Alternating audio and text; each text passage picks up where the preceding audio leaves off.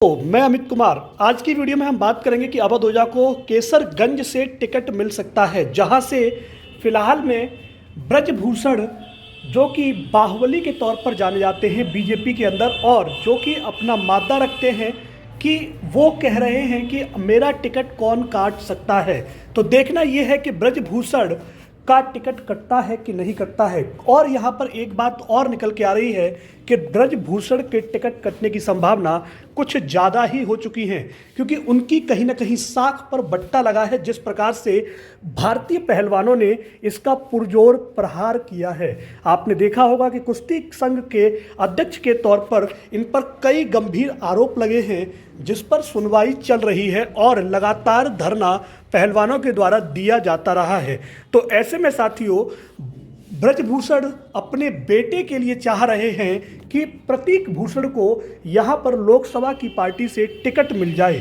देखते हैं कि अवध ओझा की जो बकैती है वो और चंबल की जो डकैती है वो अब कितना काम में आती है। गमछा डाले हुए ये जो साहब आपको दिख रहे हैं, ये आईएएस की पीसीएस की तैयारी कराते हैं और लोगों को तैयार करते हैं। इनका कहना है कि अगर किसी भी प्रकार से आईएएस की एग्ज़ाम की परीक्षा आप दे लेते हो और आप बढ़िया कर लेते हो, तो जो आपकी शिक्षा है, अगर आप पास नहीं भी होते हो तो भी कोई समस्या नहीं है, और पास हो जाते हो तो भी समस्या नहीं है। आईएएस पर भी जो पापा होते हैं उनका दबाव रहता है और उन पर जूता चप्पल बजता है, इनका यही कहना है। तो अवध ओझा की बकैती को कौन नहीं जानता, ये बात मैं आपसे पूछना चाहता हूं। अगर आप जानते हैं तो कमेंट करके बताइएगा।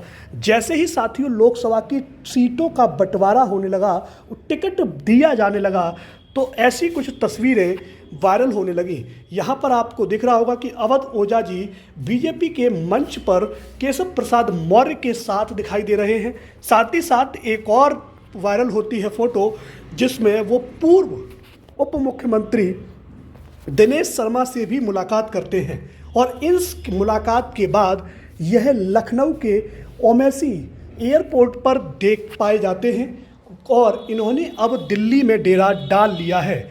इनका आप जानते हैं, इन्होंने कई शिक्षण संस्थाओं में अपनी सेवाएं दी हैं, आईएएस पीसीएस को निकाला है। यहाँ पर आप जानते हैं अवध ओझा का अपना एक संस्थान भी है जिसका नाम इकरा संस्थान है, जहाँ पर आईएएस पीसीएस की तैयारी कराई जाती है। आप सोच के देखिए कि ये भाई साहब आईएएस पीसीएस की क्लास में बात करते हैं कि जब मुगल डायनेस्टी थी तो मुगलों ने सर पर अपने आप ही ताज पहन लिया। उसी प्रकार से ये ऑनलाइन कक्षा में कहते हैं कि अब मोदी डायनेस्टी शुरू हो चुकी है, मोदी जी को भी अपने सर पर ताज पहन लेना चाहिए, संविधान सभा को भंग कर देना चाहिए, क्योंकि अब मोदी और साम्राज्य की शुरुआत हो चुकी है, जिस प्रकार पहले मुगल साम्राज्य की शुरुआत हुई थी। और यह कई मौक़ों पर साथियों अपनी ऑनलाइन क्लास के अंदर मोदी जी के परम भक्त के तौर पर देखने को मिल रहे थे। इससे लग रहा था कि कहीं ना कहीं इनका झुकाव मोदी जी की तरफ है। और अब साथियों एकदम से इनका जो मांग है वो केसरगंज से टिकट प्राप्त करने की है। इनका सीधा मुकाबला बाहुबलियों से है, मतलब क्योंकि ब्रजभूषण शरण सिंह को कौन नहीं जानता, जो अपने आप में बाहुबली हैं, और अभी भी कह रहे हैं कौन कटबे हमारा टिकट, कौन कटबे हमारा टिकट। इस प्रकार का वीडियो वायरल हो रहा है। आप देखेंगे और आप पाएंगे कि ब्रजभूषण शरण सिंह बहुत बड़े बाहुबली के तौर पर जाने जाते हैं और बीजेपी के कद्दावर नेता के तौर पर जाने जाते हैं। साथ ही साथ कहें तो अमित शाह और मोदी के राइट हैंड माने जाते हैं।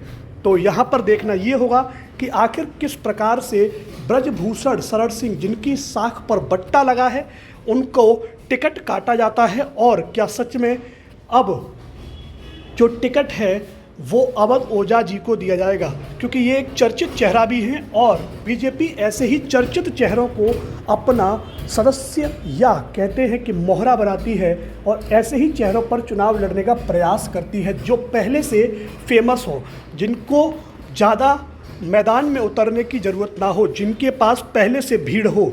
तो यहाँ पर जो भीड़ है वो आप जानते हैं कि ब्रजभूषण शरण सिंह के पास उतनी नहीं है जितनी कि किसने अवध ओझा सर ने कमाई है। यहाँ पर ब्रजभूषण सिंह अपना टिकट कटने के बावजूद कोशिश कर रहे हैं कि इनका जो बेटा है जिसका नाम है प्रतीक भूषण, तो प्रतीक भूषण को टिकट मिल जाए, ये लगातार कोशिश यहाँ पर ब्रजभूषण शरण सिंह के द्वारा की जा रही है। लेकिन इसमें जो मामला फंस रहा है वो अब यह व्यक्ति जो गमछा डाले हुए आपको स्टेज पर नज़र आता था, अनअकैडमी के साथ नज़र आता था, लल्लन टॉप के साथ शो करते हुए नज़र आते थे, अब वह चेहरा आपको कहाँ देखने को मिलेगा भैया? ये केसरगंज की लोकसभा सांसद के तौर पर देखने को मिल जाएगा। ये चेहरा आप भूल नहीं सकते। और यहाँ पर अगर मैं बात करूँ कि ट्विटर हैंडल पर लोगों की क्या प्रतिक्रिया है यह सब देखने के बाद, तो कह रहे हैं लोग कि ये प्रभात जायसवाल जी हैं, इन्होंने ट्वीट किया है कि अवध ओझा सर हैं, बीजेपी के साथ देखकर कोई कंक्लूजन न निकाले, पलटने में नीतीश के भी चच्चा हैं। बिल्कुल सही बात, क्योंकि आपने देखा होगा कि लल्लन टॉप के शो में इन्होंने कहा था कि मैं बीजेपी या किसी भी पार्टी से चुनाव लड़ने के पक्ष में नहीं हूं और मैं ऐसे लोगों की टीम खड़ी करना चाहता हूं जो देश को, जो समाज को आगे ले जाने का काम करे। उस पर भी मैं चर्चा करूंगा अभी। तो यहाँ पर संजीत कुमार भी लिखते हैं कि जरूरी नहीं कि शिक्षक और कवि का चोला ओढ़े हर व्यक्ति सच में शिक्षक या कवि ही हो, वह किसी राजनीतिक दल का एजेंट भी हो सकता है। ऐसे गुरुओं से बचकर रहना चाहिए। यह आपको IAS PCS तो नहीं लेकिन अंधभक्त जरूर बनाकर छोड़ेंगे, क्योंकि कई मौक़ों पर अवध ओझा सर निष्पक्ष तौर पर काम करते हुए दिखाई नहीं दिए गए, वो सीधे सीधे अंधभक्त के तौर पर काम करते हुए दिखाई दिए गए और केवल मोदी जी की तारीफ के कसीदे पढ़ते हुए देखने को मिले हैं। उन्होंने कई बार यह बात कही कि मोदी जी 5 घंटे काम करते हैं, 6 घंटे काम करते हैं, सोच के देखिए इतना तो मजदूर वर्ग भी काम नहीं करता है। तो इस प्रकार की कई वीडियो आपको ट्विटर हैंडल पर और यूट्यूब पर देखने को मिल जाएंगी। यहाँ पर देखते हैं दिनेश शर्मा जो कि बीजेपी से उप मुख्यमंत्री के तौर पर थे, उन्होंने लिखा कि लखनऊ स्थित आवास पर पधारे माननीय सांसद राजवीर दिलेर यूपी जी, पूर्व सांसद विधान परिषद अरविंद त्रिपाठी, गुड्डू त्रिपाठी, साथ ही साथ यहाँ पर यशवीर सिंह और मोटिवेशनल स्पीकर अवध ओझा सर जी से स्नेहिल मुलाकात हुई। तो आप देख रहे होंगे नीचे एक और कमेंट लिखा हुआ है, और क्रांतिकारी हो, क्योंकि अवध ओझा जी हमेशा क्रांति की बात किया करते थे, हमेशा कलम से क्रांति लिखने की बात किया करते थे। और आप यहाँ पर देख सकते हैं कि वो भी एक टिकट मांगने के लिए आपको दिख रहे होंगे। तो यहाँ पर आप सभी जानते हैं कि अवध ओझा सर फेंक कितना बढ़िया लेते थे।